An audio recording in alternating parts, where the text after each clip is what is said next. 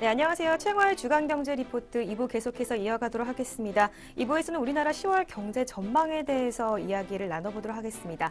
앞서 1부에서 이 신흥국의 금융 위기에 대해서 이야기를 했었는데요. 그런데 신흥국 시장이 위축되면 이 수출에 큰 의존을 하고 있는 우리나라에 깊은 경제 침체가 오는 것이 아니냐라는 이야기가 있습니다. 이 미국과 중국 간의 무역 전쟁이 신경제 냉전으로 확산되고 있는 분위기인데요. 지난주 쌍방 간의 관세 부과 공격으로 이 무역 전쟁이 더 심화되고 있는 모습을 보이기도 했습니다. 10월에는 어떤 양상으로 이 경기가 변할지 전망 먼저 부탁드리겠습니다. 아니 우리가 이제 그 참 보름달 보면서 소원을 빌은 9월 24일 날 이 미국에서 2천억 불 관세 부과를 결정을 해서 연말까지 지금 뭐 부과를 하겠다 이렇게 나오는 거 보면 10월 달에 미중 무역 전쟁 이거는 뭐 진짜 아주 극도의 이 긴장감을 갖고 전개가 될 것 같습니다. 잘 아시겠지만 7월 달에 이제 제1차 관세부가 340억이 갔을 때도 협상이 결렬되고 3차 협상이 그다음에 8월 달에 4차 무역 협상 결렬되면서 160억 불 됐고 요번에는 9월 22일 날 5차 협상을 안 하겠다고 그러고 9월 24일 날 이제 관세가 부과됐는데요. 10월에 제일 큰 이벤트가 뭐냐면 환율 보고서가 나옵니다. 환율 보고서가 나오면 지금 미국이 중국을 환율 조작국으로 지정할 확률이 높기 때문에 진짜 전면전으로 가는 거죠. 근데 그 사이에 이 전쟁이 지금 환율 전쟁뿐만 아니라 외교 군사 분야로 지금 확전되고 있습니다. 최근에 중국이 무기를 러시아에서 샀어요. 네. 그러니까 미국이 발끈했죠. 그래서 지금 이 미국에는 러시아, 북한, 이란에 대한 제재 법안이 있는데요. 그것을 걸어갖고 인민해방군을 제재 대상으로 지정을 해버렸어요. 네. 거기 인민해방군에 또 그 이 무기 구매를 담당하는 리상프 부장을 또 대상으로 제재 대상으로 두고 이제는 진짜 한번 해보자는 그걸로 지금 가 있는 상태입니다. 네. 그래서 지금 어느 이 공으로 튈지 모른다 뭐 이게 아니라 일단은 전면전으로 간다고 생각을 하시고 10월 달에는 미중 무역 전쟁의 전개 양상을 우리가 숨죽여서 볼 수밖에 없는 그런 상황이 됐습니다. 근데 잘 아시겠지만 그러니까 환율 보고서가 있고 11월 달에 중간 선거가 있고 뭐 이런 등등 여러 가지 지금 변수가 있기 때문에 10월 굉장히 빠르게 돌아가는 그러한 상황으로 그다음에 말싸움이 굉장히 할 것 같아요. 서로 간에. 네. 그런 것들이 우리가 진짜 행간을 읽어가면서 지혜롭게 우리가 넘어가야 될 10월이라고 생각을 합니다. 네, 이렇게 고모님이 지적하신 대로 미국과 중국 간의 관계가 전면전으로 가고 있는 것 같습니다. 또 트럼프 대통령이 시진핑에게 이런 이야기도 했었죠. 이제 너는 내 친구가 아니다. 이런 이야기도 하기도 하고 또 중국은 또 외자 유치에 현재 공을 들이고 있는 모습을 보이고 있기도 한데요. 이런 가운데 11월에 이제 두 번의 정상회담이 있습니다. 이게 어떤 좀 둘의 관계가 좀 다시 좋아질 어떤 그런 해결의 실마리가 보일까요? 애들 같아요. 그죠? 둘이 싸우는 거 보면. 아, 나 네 친구 아니야. 이제. 네. 아, 너 그만 놀. 근데 이 중국이 더 이상 내 친구 아니야. 왜 이유는 뭐냐면 중국이 지금 선거에 개입한다고 트럼프가 얘기를 한 거예요. 네. 그러면서도 끝에는 뭐라 그랬냐면요. 하지만 시진핑은 나를 존경할 거야. 왜냐하면 내가 똑똑하니까. 이런 얘기를 진짜 애들 유치하게 싸우는 것처럼 지금 싸우고 있는데 이 말 사이에는 행간들이 굉장히 있습니다. 네. 그래서 우리 진짜로 뭐 1,000억 불 가량의 뭐 미국에 투자한 데는 중국의 뭐 화유책도 있었고 그러지만 왜 그런 거 지키지 않냐? 너 이제 친구 아니야. 이제 난 너를 적으로 봐. 너 아니고도 뭐 같이 친구할 사람 많아. 등등 지금 뭐 중국과 미국은 이러한 상태가 더 폭발적으로 가세가 될 것 같습니다. 특히 환율 이 조작국으로 정해지는 순간 그거는 진짜로 이제는 큰 총성이 울린 거거든요. 네. 10월. 그래서 지금 큰 이 획을 걸 수 있는 부분들이 있는데요. 말씀하신 대로 11월 달에는 이제 두 번이 만나요. 에이펙 정상회담과 G20, G20 정상회담이 각기 열리는데 두 번 다 이제 어깨를 그리고 손을 잡고 얘기할 수 있는 부분들이 생기는데요. 아까도 말씀드렸지만 미국하고 중국은요, 협상만 하면은 그 다음에 관세가 나왔어요. 지금 3차, 4차, 5차가 다. 그래서 거기서 어떤 실마리가 안 나오면은 뭐 이제 11월 넘어가고 한 해를 이제 정리하는 부분에 가서는 어떤 결정타를 날려야 되거든요, 서로. 그리고 오래 끌 수 있는 부분들이 점점 사라진다는 걸 다 잘 알아요. 중국도 경제가 그렇게 좋은 거 아니고 네. 미국도 지금은 좋지만 벌써 2021년도에 경제 성장률이 1.8% 떨어진다는 전망들이 나오는 걸 봐서는 이제는 정점을 지났다고 생각할 때는 서로 또 손을 잡을 수 있는 부분들도 생기기 때문에 네. 일단 큰 흐름에서 11월 두 번의 정상회담 어떤 실마리를 찾는 부분이 되지 않겠느냐 보여집니다. 이 2천억 불에 대한 지금 이 관세 부과는 연말이 되면 25%까지 올라가는 거거든요. 그러니까 여기저기를 보면은 협상의 여지를 다 놔두고 네. 있습니다. 거기다 지금 이제 시진핑 주석은 거기도 앉으잖아요, 성격이. 네. 그러니까 뭐라 그러냐면, 이번 미중 무역전쟁 잘 됐다. 우리가 우리 스스로의 의지와 기술을 더 증가하고 배가할 수 있는 좋은 기회다. 그 무슨 얘기야? 한번 붙어보자. 네. 네가 이기나 내가 이기나. 그래서 지금은 굉장히 이 긴장감과 텐션이 굉장히 극도화되어 있는 부분. 그렇게 지금 10월을 우리가 맞이하고 있습니다. 고모님 보실 때는 누가 이길 것 같으신가요? 이 뭐 지구전으로 간다 그러면 네. 미국이 이길 수밖에 없죠. 그렇죠. 중국은 아무래도 예, 그럼 뭐 이쪽에 또 부족하다. 의존도도 훨씬 네. 없고 미국이 뭐 핵무기가 하나 있어요. 이런 경제에서 핵무기. 미국은 자기네 나라 돈을 찍어내면 되거든요. 네. 100불짜리 하나 찍는데 들어가는 원가는요 18센트예요. 그러니까 뭐 필요할 때마다 찍어내면 되고 그러네요. 뭐 중국에서 채권 판다 그랬는데 채권을 파는 순간 채권값이 떨어지잖아요. 네. 자기네가 갖고 있는 2조에서 3조어치의 채권값이 떨어지면 자기 자산이 떨어지니까 그것도 못 팔아요. 네. 그다음에 이쪽에는 의존도가 무역 의존도가 굉장히 높은 상태에서 자기네 내수가 지금 떨어지고 있거든요. 그럼 어디서 지금 소위 말하는 이 추격의 그런 동력을 마련하느냐? 골치가 아프거든요. 네. 따라서 미국이 이길 수밖에 없는 이 싸움을 하고 있는데 그러다 보니까 지금 아까 멘트에서 말씀하신 것처럼 중국이 외자 유치를 지금 굉장히 공을 들이고 있습니다. 네. 그래서 최근에 이제 바스프에서 한 100억 달러 독일계 바스프에서 지금 한다 그러고 또 엑손 모빌 거기서도 100억 달러 정도 이제 추가적으로 외자들을 갖고 오면서 네. 법인세를 면제를 해준다고. 외국 기업에 네. 대한 뭐 하고 최근에 또 1,468개의 수입 제품에 대해서 네. 관세를 내렸어요. 와라, 네. 다 와라. 여기 와서 하면은 괜찮다. 그래서 원래 관세가 여기 9.8%거든요. 근데 네. 관세를 7.5%까지 내린 거예요. 그렇게 해서 지금 경기를 막 하려는데 네. 사실 미국 없는 중국의 경제라는 게 좀 아직은 체력이 부족한 상태입니다. 중국이 아시아와 아프리카에서는 지금 맹주로 떠올렸지만 전 세계 경제의 30%를 차지하는 미국의 시장에서의 외면 골치 아프죠. 그래서 승자는 미국이라고 생각을 하는데 얼마만큼 화해를 네. 잘해서 잘 서로에게 마무리하느냐. 윈윈할 수 있느냐가 중요하겠죠. 그리고 뭐 사실 뭐 이 싸워서 서로 다 코피 터지는 싸움은 그거는 싸움이 아니거든요. 네. 그래서 자기의 어떤 손해를 최소화하는 가운데서 또 뭐 2025년, 2035년 얘기를 하니까 조금 더 먼 장래를 바라보는 중국 지도자들의 결단이 이제 점점 필요해지는 상황입니다. 우리 경제 입장에서 보면. 네. 네. 네, 말씀 잘 들었습니다. 국내로 좀 돌아와서 이야기를 이어가도록 하겠습니다. 10월 1일부터는 국회에서 이제 입법 예산 전쟁이 이제 시작이 됩니다. 야당의 주요 공격 포인트는 경제인데요. 어떤 이슈들이 있을지 좀 설명 부탁드리겠습니다. 재미난 게 어저께 일어났어요. 농림해양수산위원회에서 네. 우리 4대 재벌 총수를 국정감사 때 증인으로 불렀어요. 왜 어떤 그랬을까요? 의미가 있을까요? 북한에 이번에 갔잖아요. 네. 가서 산림 녹화하는 그 사업은 이제 산림 녹화는 이제 대북 제재에 안 걸립니다만은 그때 오간 얘기가 뭐냐고 이제 증인으로 채택을 한 거예요. 그러니까 야당에서 지금 경제로 지금 이 국정감사를 뭐 아주 대단하게 벌리려고 벌써 어저께부터 이제 이 얘기들이 시작이 됐습니다. 그래서 이제 1일부터 4일까지가 대정부 질문이고요.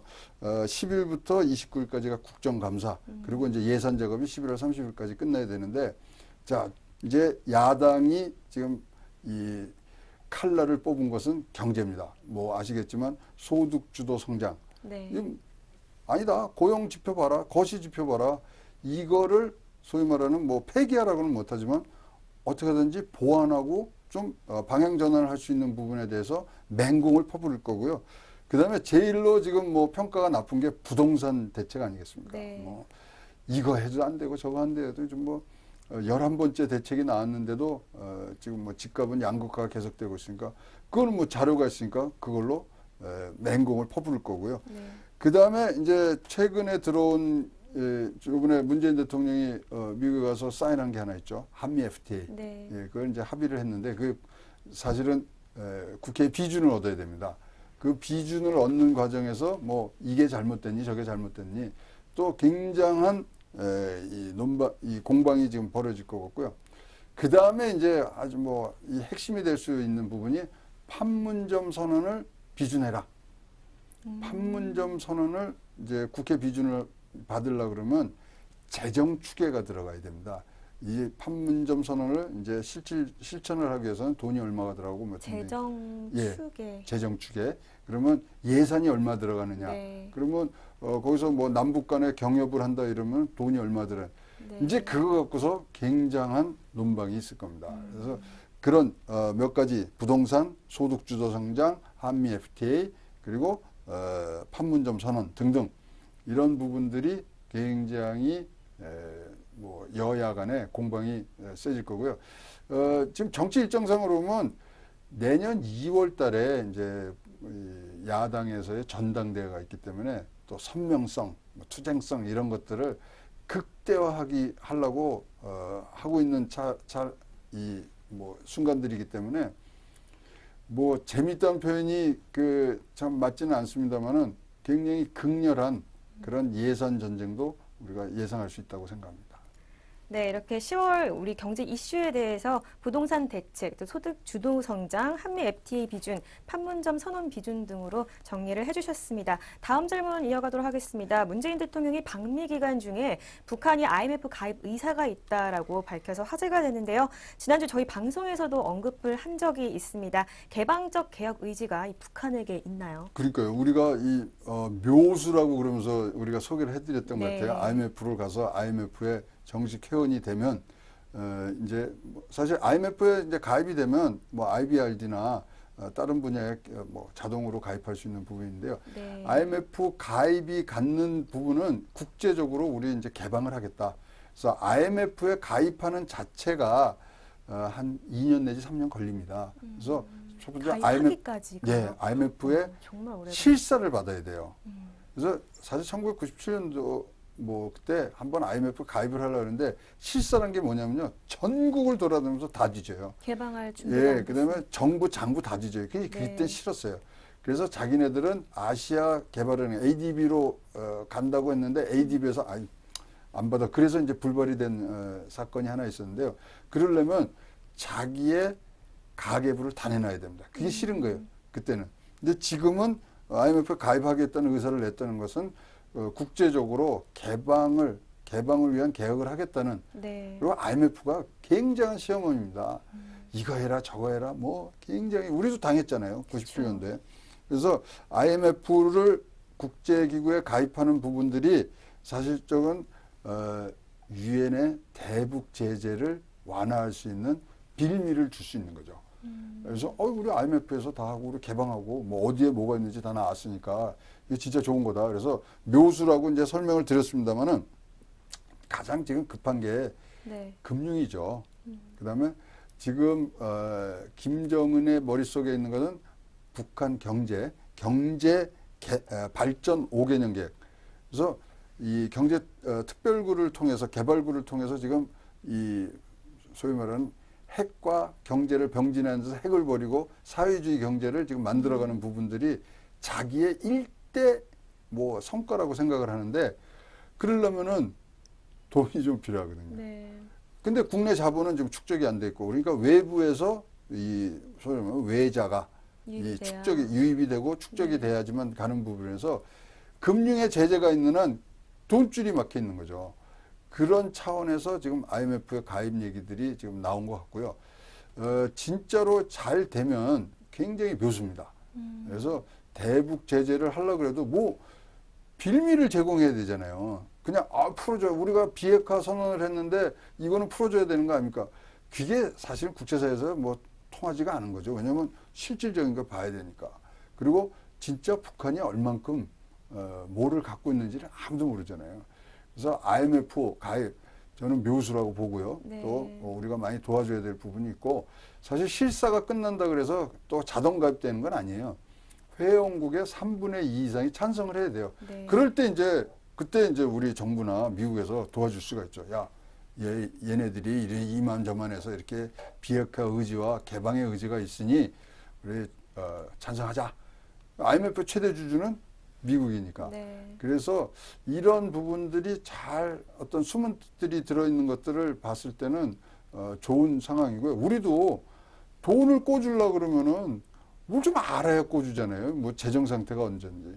그래서 이 부분들이 잘 발전이 되면은 뭐 우리가 국제사회에서 요구하는 그런 상응하는 조치를 할 수 있는 아주 적절한 묘수 그라고 생각합니다. 그래서 최양호의 주간경제 리포트에서 단독으로 지난주에 얘기한 것이 이렇게 시연이 되니까 사실 네. 이거 얘기 듣고서는 굉장히 등골이 오싹했어요. 정말 미리 말씀하셨어요. 그렇죠. 그래서 외교협회에서 이제 말씀하신 건데 우리 저는 뭐 이거를 문재인 대통령이 먼저 말씀하리라고는 생각은 안 했고 네. 이제 김정은과 트럼프의 북미 정상회담에서 나올 수 있는 의제라고 생각했는데 벌써 김정은이가 팁을 문재인 대통령한테 전달했고 또 문재인 대통령이 잘 그것을 잘 포장해서 트럼프하고 얘기가 됐던 것 같습니다. 고모님께서 문 대통령님한테 이렇게 언지를 주신 건 아닌가요?